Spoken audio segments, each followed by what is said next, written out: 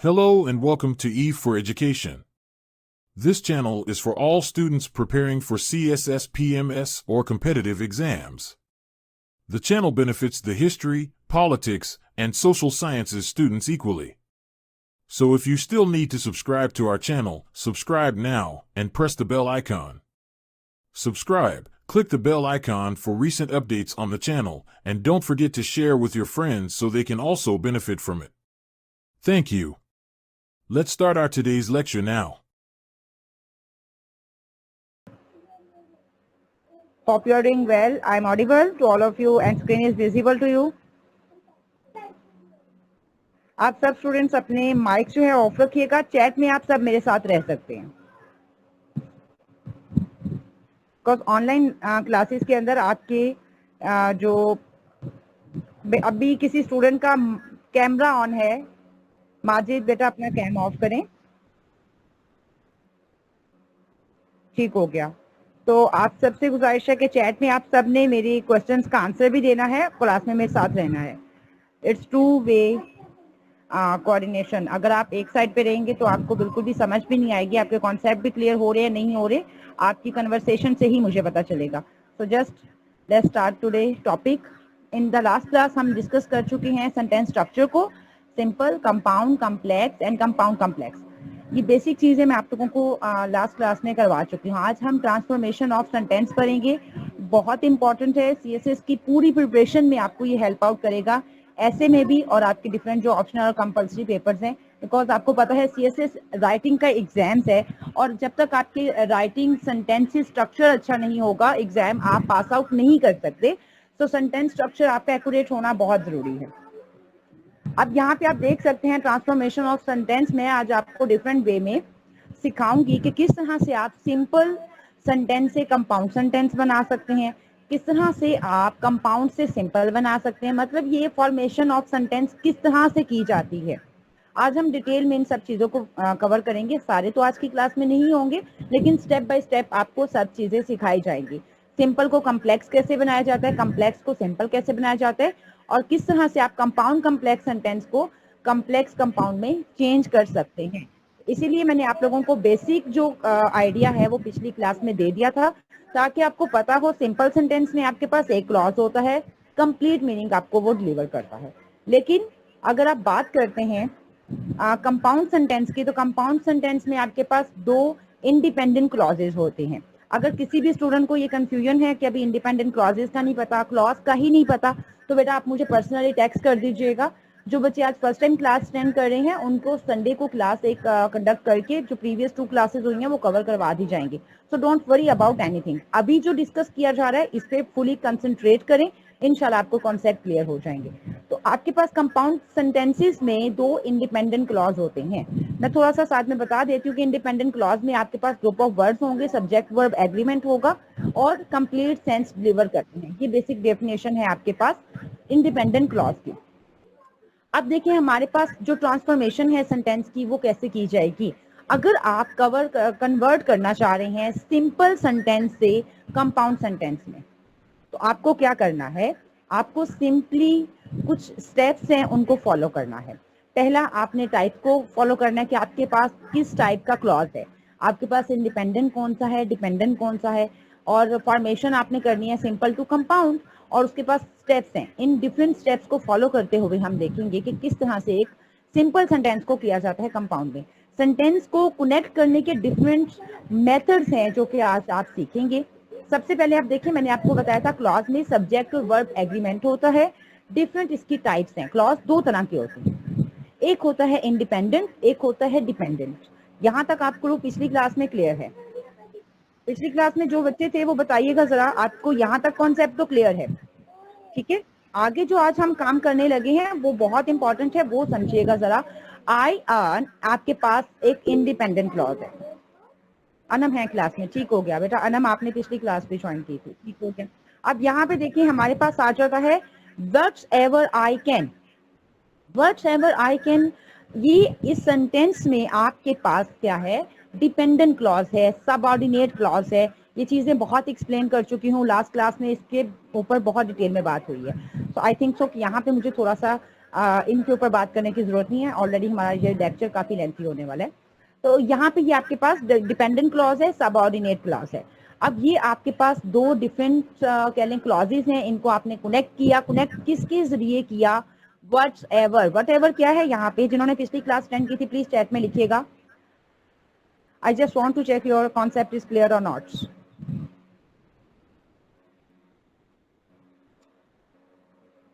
What is whatever? Ma'am question repeat कर दीजिएगा। बेटा वट एवर इस सेंटेंस में क्या है? हमने दो डिफरेंट क्लॉजेस को वट एवर के साथ कनेक्ट किया है, ज्वाइन किया है। बेटा कोऑर्डिनेटिंग कंजंक्शन नहीं है, सबऑर्डिनेटिंग कंजंक्शन है। यस, सबऑर्डिनेटिंग कंजंक्शन है, ठीक है, सबऑर्डिनेटिंग कंजंक्शन है, कोऑर्डिनेटिंग नहीं। कोऑर्डिनेटिंग तो मैंने आपको बताया था ना, दो इंडिपेंडेंट क्लॉजेस को ज्वाइन करने का काम करती है, ठीक है। अब इसके अलावा भी बहुत सारे मेथड है जिसके जरिए आप कर सकते हैं, कोई इशू नहीं, आपदा हो जाता है। अब यहाँ पे देखें, सिंपल सेंटेंस है, क्लॉजेज उसमें होते हैं, मतलब एक आपके पास इंडिपेंडेंट क्लॉज होगा, दूसरा भी आपके पास इंडिपेंडेंट क्लॉज होगा। ये हम डिस्कस कर रहे हैं कंपाउंड कम्प्लेक्स की। मैंने आपको बताया था कंपाउंड कम्प्लेक्स में दो इंडिपेंडेंट क्लॉज और एक सबऑर्डिनेट क्लॉज होगा, ऐसे ही है। अब यहाँ पे आप देखें, simple sentence, only one independent clause shows complete meaning, no independent clause, इसमें कोई भी डिपेंडेंट क्लॉज सबऑर्डिनेट क्लॉज नहीं होगा। मैम डिपेंडेंट और इंडिपेंडेंट क्लॉजेस का ही पता समझ नहीं आ रहा। अच्छा बेटा मैं समझाती हूँ, एक्चुअली मुकद्दस इसके ऊपर मैंने प्रीवियस क्लास में बहुत डिटेल में बताया था, मैं आपको अब थोड़ा सा रिपीट कर देती हूँ आपके लिए। बेटा आपके पास पेन पेपर होना चाहिए, जो बच्चे क्लास अटेंड करते हैं। अब थोड़ा सा नोट डाउन कर लें, वो स्लाइड्स मेरी दूसरी PDF थी, वो मैं आपसे शेयर कर दूंगी बाद में। अब आप थोड़ा सा नोट डाउन कर लें कि क्लॉजेस क्या होते हैं। बेटा एक साइड पे आप क्लॉजेस लिख के एरो लगा के उसके साथ टू वेज जो है वो निकालने और उसमें लिखें, एक में आप इंडिपेंडेंट, एक में आप लिखें डिपेंडेंट। अब दोनों साइड पे आपने लिखना है group of words, group of words. यहाँ पे भी आप लिखेंगे सब्जेक्ट वर्ब एग्रीमेंट, इंडिपेंडेंट में भी होता है, डिपेंडेंट में भी होता है, सब्जेक्ट वर्ब एग्रीमेंट। और जो इंडिपेंडेंट क्लॉज है वो कंप्लीट सेंस डिलीवर कर सकता है बाय इटसेल्फ, लेकिन जो डिपेंडेंट क्लॉज है बेटा वो आपका, अगर आप देखें कि अकेला इस्तेमाल किया जा रहा है तो वो कंप्लीट सेंस डिलीवर नहीं कर सकता। अगर मैं आपको ये प्रीवियस एग्जांपल से ही समझाऊं तो बेटा इसमें आप देख सकती हैं आई अर्न, आपको कंप्लीट सेंस डिलीवर हो रहा है कि मैंने जो भी कमाया, ठीक है। मुकद्दस बेटा चैट में मेरे साथ रहिएगा।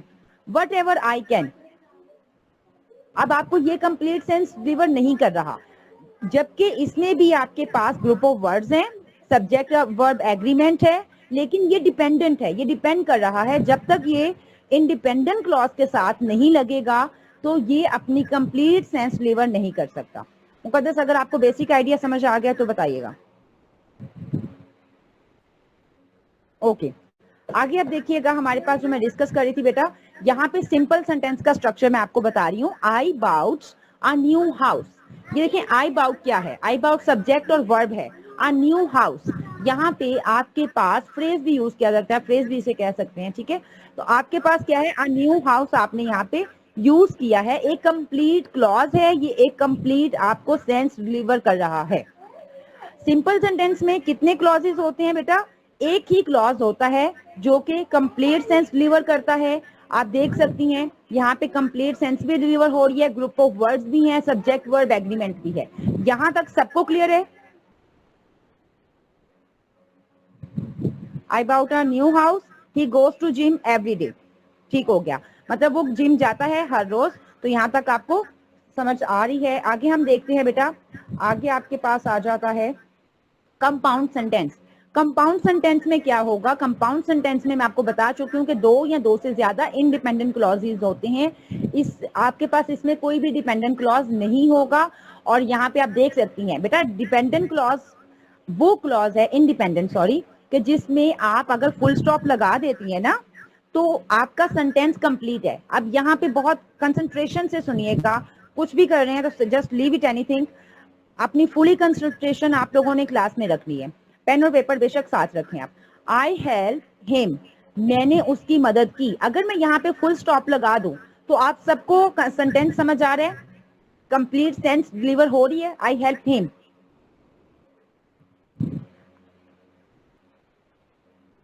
I am getting your answers. Yes ma'am. Clear है, ठीक है। इसी तरह से बेटा ही गॉट हैप्पी, ये भी अपने आप में इंडिपेंडेंट क्लॉज है। He got happy complete sense दे रहे हैं, ग्रुप ऑफ वर्ड्स भी हैं, सब्जेक्ट वर्ब एग्रीमेंट भी है। तो ही गॉट हैप्पी भी आपको कंप्लीट सेंस डिलीवर कर रहा है। तो बेटा ये दो इंडिपेंडेंट क्लॉज हैं जिनको हमने कंबाइन किया है कोऑर्डिनेटिंग कंजंक्शंस के जरिए।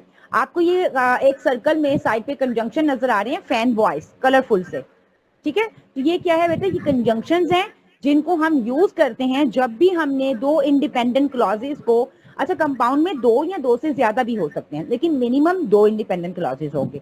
तो ये कॉन्सेप्ट आपने क्लियर रखना है, दो से ज्यादा भी इंडिपेंडेंट क्लॉजेस हो सकते हैं लेकिन मिनिमम दो होंगे। तो यहाँ पे नेक्स्ट जो सेंटेंस है वो भी इसी तरह से है, he is sick, yes dear coordinating conjunction FANBOYS, ठीक है। अब ये आप लोग खुद भी पढ़ सकते हैं, वैसे ये मैं पीछे डिस्कस कर चुकी थी इसलिए मैं दोबारा से डिस्कस नहीं कर रही हूँ इन चीजों को जो मैं ऑलरेडी पढ़ा चुकी हूँ, क्योंकि बार बार उन्हीं चीजों को रिपीट करेंगे तो टाइम वेस्ट होगा। ही is sick yet he is working. आवाज नहीं आ रही बेटा, ये कैसे हो सकता है? बाकी स्टूडेंट्स कंफर्म करें my voice is clear? Yes ma'am, voice clear आ रही है। क्लियर आ रही है। आप बेटा आप रीज्वाइन करें, हो सकता है 1-2 मिनट की डिस्टॉर्शन हो आपकी तरफ आ जाए, ठीक है। ही इज सिक, ये भी अपने आप में देखें, ही सब्जेक्ट है, इज वर्ब है, सिक आपके पास आ रहा है, मतलब सिक भी आपके पास मेन वर्ब के तौर पर आ रहा है। अब कंडीशनल इसको भी कहते हैं, वो मैं आपको बताऊंगी सब्जेक्ट कॉम्प्लीमेंट में। तो आप मुझे बताइएगा कि आपके पास ही इज सिक आपको कंप्लीट सेंस डिलीवर कर रहा है, ही इज वर्किंग भी आपको कंप्लीट सेंस डिलीवर कर रहा है। दोनों इंडिपेंडेंट क्लॉज को येट कोऑर्डिनेटिंग कंजंक्शन के जरिए हमने मिला दिया है। यहां तक आपको कॉन्सेप्ट क्लियर है। तो नेक्स्ट आगे चलते हैं कॉम्प्लेक्स सेंटेंस। कॉम्प्लेक्स क्या होते हैं? एक इंडिपेंडेंट और एक डिपेंडेंट मिनिमम, ठीक है। एक हमारे पास क्या होगा, इंडिपेंडेंट क्लॉज होगा, एक हमारे पास डिपेंडेंट क्लॉज होगा, सबऑर्डिनेट्स। अब सबऑर्डिनेट क्लॉज क्या करता है? Join by conjunction. अच्छा मैं आपको बता दूं बेटा, यहाँ पे एक चीज लिख लें जो बच्चे आज फर्स्ट टाइम ज्वाइन कर रहे हैं, कि जब भी आपने डिपेंडेंट या सबऑर्डिनेट क्लॉज को कनेक्ट करना है इंडिपेंडेंट क्लॉज के साथ, तो आपने सबऑर्डिनेट कंजंक्शन का यूज करना है। जो कंजंक्शन यूज की जाएगी वो कौन सी होगी? Subordinate conjunction. अब ज्वाइन बाय सबऑर्डिनेटिंग कंजंक्शन जिसमें आपके पास आ जाता है although, though, since, when, unless. Join by relative pronoun. Relative pronoun क्या है? Relative pronoun that, who, which. Relative pronoun pronouns की क्लास में बहुत डिटेल में करवा के आ चुकी हूँ, अभी हम करेंगे दोबारा से। जिन बच्चों के न्यू सेशन स्टार्ट हुआ है उनके साथ सब कुछ डिस्कस किया जाएगा। She is wearing a skirt which look awesome. अब यहाँ पे देखिए हमने रिलेटिव प्रोनाउन का यूज किया गया है और अक्सर आप लोग इस तरह के सेंटेंसेस पढ़ते भी हैं और लिखते भी हैं। She is wearing a skirt independent clause है, ऐसे ही है। She is wearing a skirt, वैसे तो ये मेंशन भी है स्लाइड में, विच लुक्स ऑसम। अब मुझे बताइएगा बेटा यहाँ पे looks awesome, which looks awesome आपको कंप्लीट सेंस डिलीवर कर रहा है। मोहम्मद बेटा अपना माइक अनम्यूट करें, और सॉरी म्यूट करें, आपका माइक अनम्यूट है, म्यूट कर लें। अच्छा यहाँ पे देखें which look awesome complete sense deliver कर रहा है। You can write in the chat box. No ma'am, very good. अब डिपेंडेंट क्लॉज कहते ही बेटा उसे हैं जो कंप्लीट सेंस डिलीवर नहीं कर सकता, ठीक हो गया।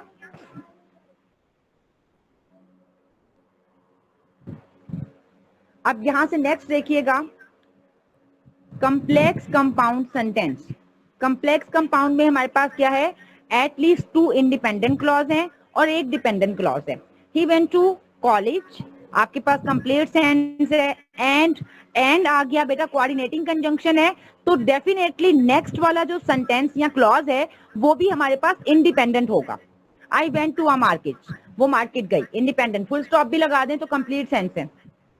वियर, अब यहाँ पे देखें आपके पास आ जाता है, आप इसे कह सकते हैं एडवर्बियल स्टार्ट भी कह सकते हैं क्योंकि टाइम को शो करता है, प्लेस को शो करता है सिर्फ, सॉरी वेयर जो है, तो वो आप इसको कह सकते हैं कंजंक्शंस के तौर पे भी यूज किया जाता है। एडवर्ब भी स्टार्ट में आते हैं, वो मैं आगे आपको बताऊंगी किस किस तरीके से आप एक सेंटेंस को जो है वो फॉर्म कर सकते हैं। Where I bought a book, ये आपका डिपेंडेंट क्लॉज है। Where I bought a book, कहाँ पे आपने खरीदी ये नहीं बताया गया, वो पहले बता दिया। I went to a market, जहां से उसने वो किताब खरीदी है।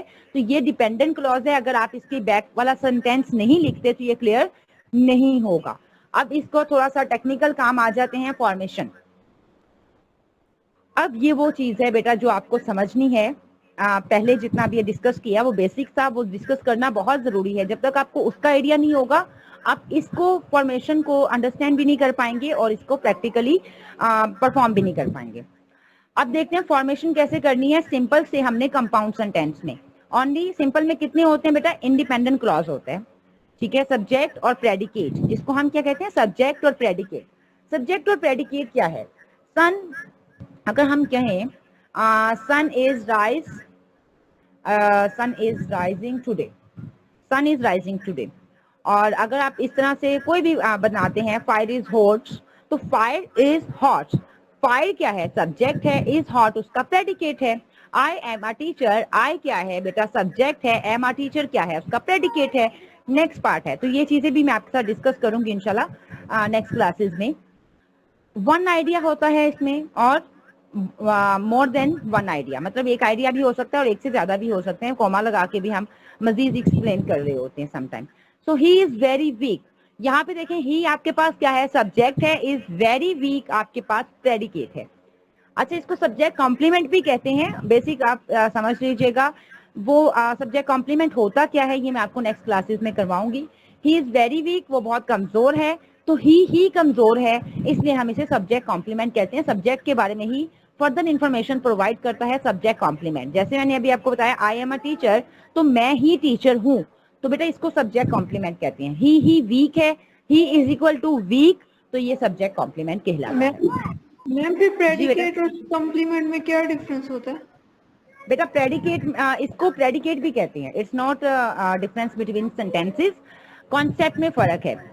अगर आपके पास सब्जेक्ट के बारे में ही मजीद इंफॉर्मेशन, जैसे मैं कहती हूँ कि लाइफ इज ब्यूटीफुल, तो बेटा जिंदगी ही खूबसूरत है। जिंदगी के बारे में, लाइफ के बारे में ही आगे आपको एक्सप्लेन किया जा रहा है further part of the sentence में। इस तरह के सेंटेंस को सब्जेक्ट कॉम्प्लीमेंट कहते हैं और इसके अंदर भी मतलब कह लें दो पार्ट्स हैं, एक है लाइफ, एक है इज ब्यूटीफुल। तो जो लाइफ है वो सब्जेक्ट है, इज ब्यूटीफुल प्रेडिकेट है। इन दो पार्ट्स के बगैर आप सेंटेंस को नहीं बना सकते, ठीक है। सब्जेक्ट कॉम्प्लीमेंट में और ऑब्जेक्ट में फर्क होता है, वो हम आगे डिस्कस करेंगे। इसमें हम किसी भी चीज को, अगर मैंने जिस तरह भी आपको बताया ही इज वेरी वीक, तो इसमें ऑब्जेक्ट नहीं है, इसमें सब्जेक्ट कॉम्प्लीमेंट है। इसमें अगर आपको फाइंड आउट करने को कोई दे देता है कि आप ऑब्जेक्ट फाइंड आउट करें, तो इसमें ऑब्जेक्ट है ही नहीं, किसी पे काम नहीं हो रहा, ये कंडीशन को शो कर रहा है कि वो बहुत कमजोर है। तो इस सेंटेंस को, इस तरह के सारे सेंटेंसेस को सब्जेक्ट कॉम्प्लीमेंट कहते हैं। क्लियर?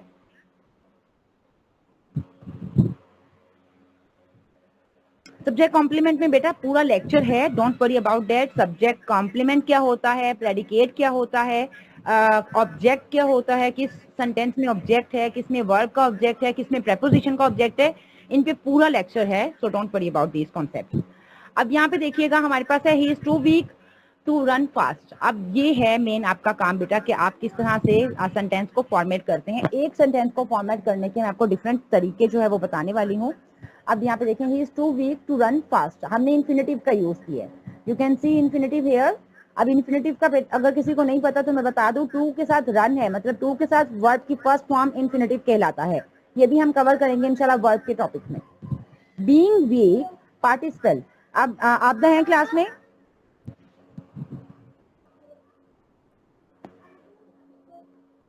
आप तक आई थिंक लेफ्ट हो गया है। नरगिस आप हैं बेटा? मैंने आप लोगों को करवाया था बीइंग की, आप तक आ गई हैं। आप बेटा ये बीइंग का बताइएगा, बीइंग क्या है? बीइंग पार्टिसिपल है, मैंने आप लोगों को करवाया था पार्टिसिपल में कि जब सब्जेक्ट के तौर पर बीइंग मतलब आईएनजी वाली फॉर्म यूज होगी तो वो क्या कहलाती है? आप ये नरगिस, दोनों में से कोई भी बता सकते हैं, चैट में लिख दें।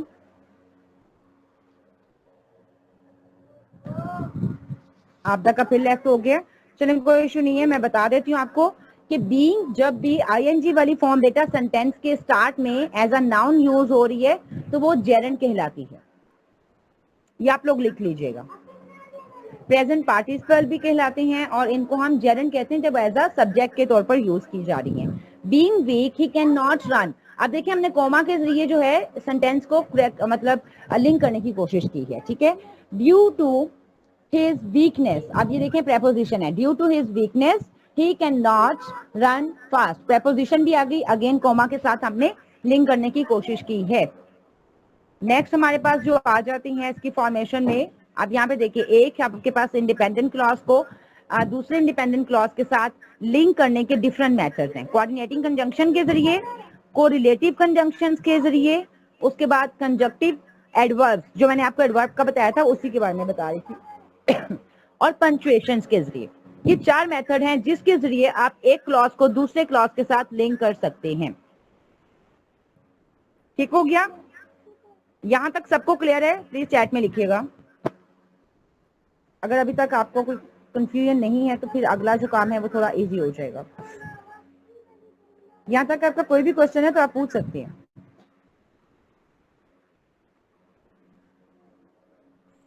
मैम जेरन में हम इन्फिनेटिव, फुल इन्फिनेटिव और बेयर इन्फिनेटिव भी इस्तेमाल कर सकते हैं? बेटा ये इन्फिनेटिव का और जेरन का कॉन्सेप्ट बिल्कुल अलग है। अभी जो डिस्कस कर रहे हो उसके बारे में आप कंसंट्रेट करो, दूसरों को भी कंफ्यूज ना करना, ठीक है। जेरन के ऊपर, इन्फिनेटिव के ऊपर प्रॉपर लेक्चर्स हैं, वर्ब के अंदर डिस्कस करेंगे ना। ओके ओके ठीक है। एक स्टूडेंट ने मैसेज किया है, I think ma'am please clause के बारे में थोड़ा बता दें।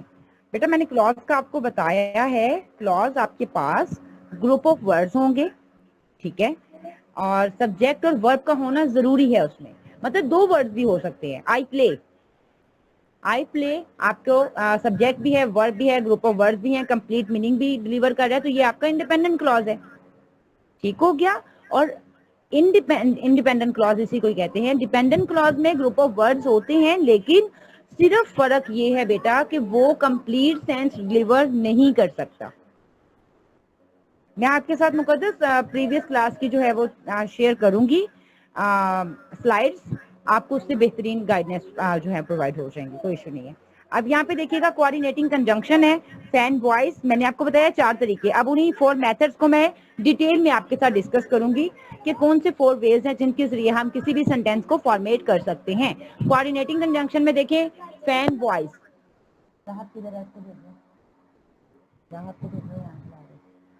फैन वॉइस में देखिए आपके पास F फॉर है, A फॉर एंड है, N फॉर नॉर है, B फॉर बट है, O फॉर और है, Y फॉर येट है, S फॉर सो है। तो ये आपके पास बेटा कोऑर्डिनेटिंग कंजंक्शंस हैं जो कि इंडिपेंडेंट क्लॉजेस को लिंक करने का काम करती हैं। लिख लीजिएगा, किसको लिंक करती हैं? सब चैट में लिखें, इंडिपेंडेंट क्लॉजेस को लिंक करने का काम करती हैं। बच्चे इसी में कंफ्यूजन हो जाती है और आप लोग इसी में एरर्स करते हैं कि आपके पास जो जब आप फॉर्मेशन करते हैं तो जहां पे आपने कोऑर्डिनेटिंग कंजंक्शन का यूज करना है वहां सबऑर्डिनेटिंग का कर देते हैं, और जहां पे सबऑर्डिनेट कंजंक्शन का यूज करना है वहां आप कोऑर्डिनेटिंग कंजंक्शन का यूज कर देते हैं। तो इस चीज को आपने क्लियर रखना है। कोऑर्डिनेटिंग कंजंक्शन किनको लिंक करती है? सब चैट में लिखिए, शाबाश।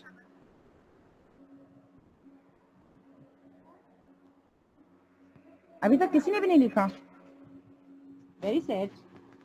जल्दी जल्दी लिखा करें बेटा, टाइपिंग स्पीड तो इतनी अच्छी होनी चाहिए आप लोगों की। फैन वॉइस के बाद हम नेक्स्ट जो देखेंगे को रिलेटिव कंजंक्शंस। को रिलेटिव कंजंक्शंस का मैं आपको कंजंक्शंस के टॉपिक में भी करवा चुकी हूँ, उसमें आप देख सकते हैं कि आपके पास नीदर नॉर और but also, not only but also, ये सब वर्ड्स आपके यूज होते हैं। तो इसी तरह से आप जो है देख सकते हैं कि को रिलेटिव कंजंक्शन में किस तरह से हम डिफरेंट वर्ड्स को यूज करते हुए एक सेंटेंस को ज्वाइन कर सकते हैं डिफरेंट क्लॉजेस को, जिसमें आपके पास इंडिपेंडेंट क्लॉज और डिपेंडेंट क्लॉज भी हो सकता है, आपके पास इंडिपेंडेंट क्लॉज के साथ साथ इंडिपेंडेंट क्लॉज भी हो सकता है। तो ये सब चीज़ें हम इंशाल्लाह नेक्स्ट लेक्चर में डिटेल में डिस्कस करेंगे। And this was all about today's lecture. See you next time. And remember to like the video, subscribe to the channel, and press the bell icon for the latest updates.